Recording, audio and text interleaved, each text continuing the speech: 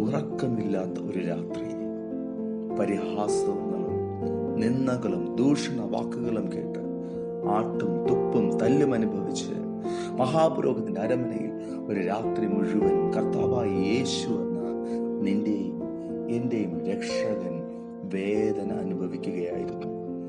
3.5 വർഷക്കാലം കൂടെ നടന്നിട്ടും എനിക്ക് യേശുവിനെ അറിയില്ല എന്ന് ആണയിട്ടും പ്രാഗിയും 3 വട്ടം തള്ളിപ്പറഞ്ഞ പത്രോസിനെ സ്നേഹത്തോടെ കരുതിയ യേശു, എന്നെ ഉപദ്രവിച്ച് എല്ലാവരും ക്ഷമിച്ച യേശു, പ്രിയ സഹോദര, നിന്നെയും അവിടുന്ന് സ്നേഹിക്കുന്നു.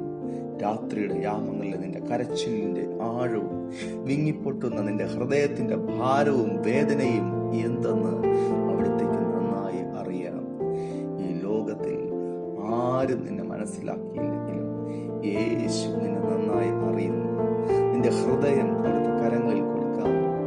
അതാണ് ഈ ലോകത്തിലെ ഏറ്റവും സുരക്ഷിതമായ ഇടം. നിന്റെ ഹൃദയത്തിന്റെ തേങ്ങലുകൾ ശ്രുതി മധുരമായ ഈണമായി മാറുന്ന ഇടം.